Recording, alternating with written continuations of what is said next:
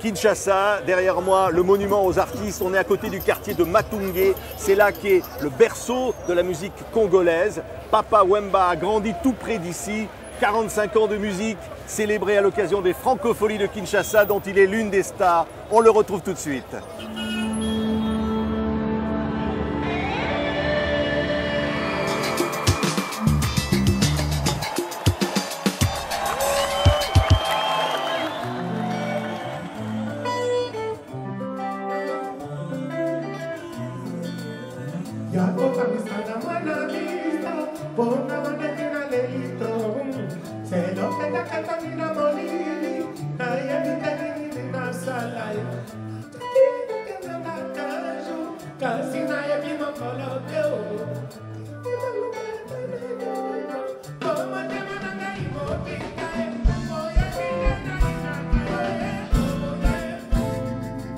Vedette des premières Francopholies de Kinshasa, le plus grand musicien congolais, Papa Wemba. Quel bonheur.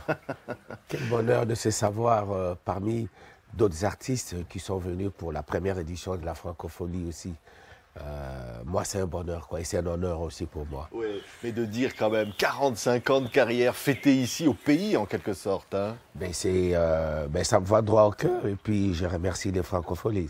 Oui. Mais vous diriez, Papa Wemba, qu'il y a toujours cette effervescence de création ici musicale? Nous vivons avec la musique, nous. Ici, chez nous, quand nous naissons avec la musique, parce que la musique, elle est permanente, quoi. Et durant toute la longueur de la journée, en permanence, la musique, elle est là, quoi. Et même quand on meurt, des gens viennent, ils dansent, ils chantent pour les décédés, quoi. Ça, c'est quelque chose de jamais vu. C'est pourquoi il y a vraiment cette énergie-là musicale ici.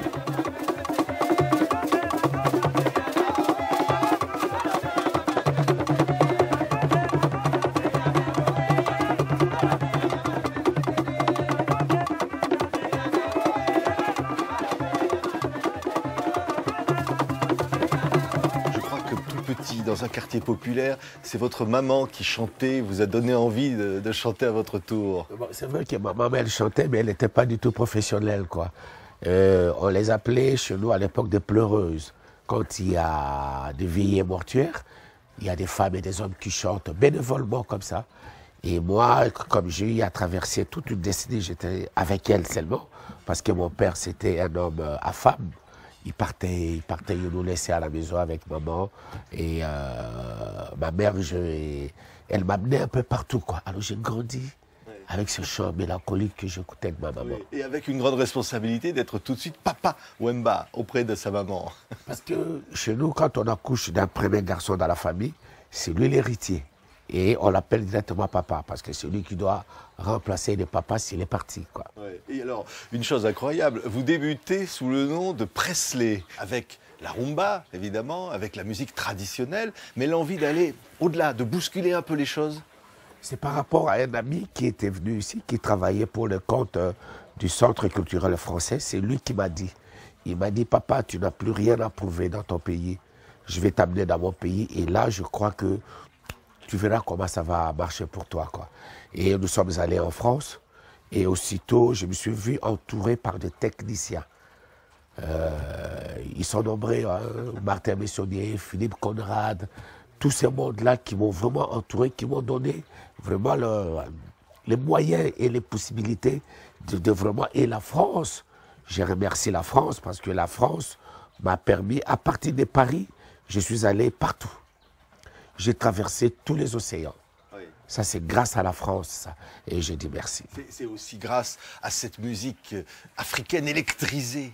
Vous avez mis de l'électricité, finalement, dans cette musique. Ben, c'est vrai que c'était, à l'époque, c'était un mouvement qui était fait comme ça et que l'Occident en avait besoin, quoi, d'écouter un autre son musical. Et ils sont tombés sur un son électrisé de la rumba et ça fait boum.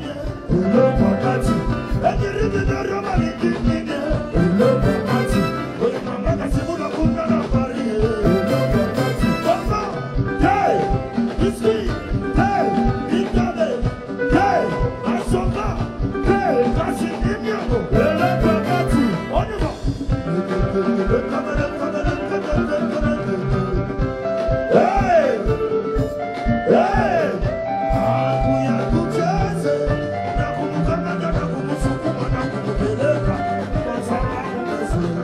alors, la rencontre avec Peter Gabriel, on voit derrière vous un disque d'or, hein, accroché au mur, là. Bah, Peter Gabriel a eu l'écho de Papa Wemba comme chanteur et c'est lui qui a fait la démarche pour que je sois avec lui.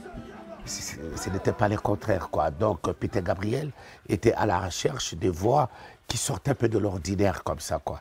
Et j'étais parmi ces voix-là. Et j'ai eu la chance de faire une tournée mondiale avec lui pendant 2 ans.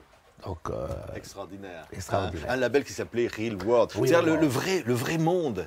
Ah, vous avez l'impression que finalement aujourd'hui cette Afrique qui est au centre du monde, on dit c'est l'avenir du monde aujourd'hui, l'Afrique, cette Afrique va se relever. L'Afrique est encore un jeune continent.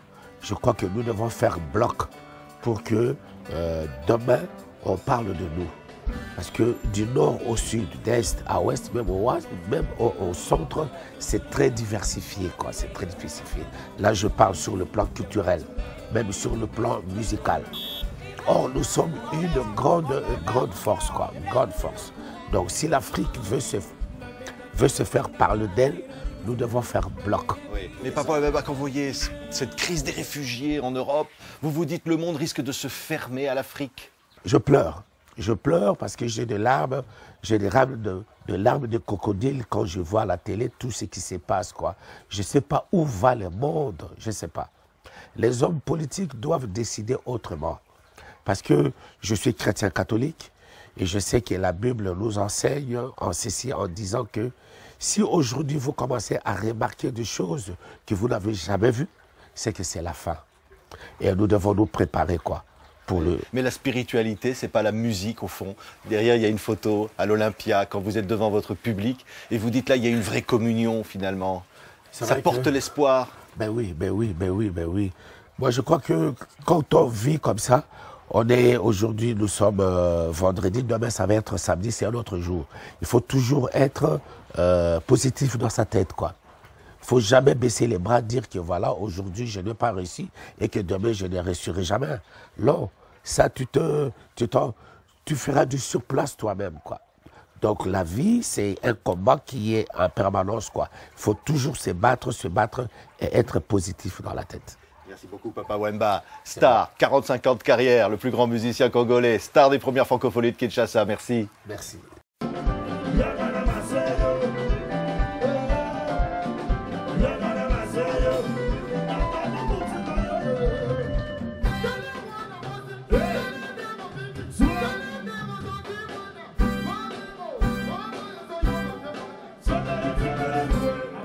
Para você,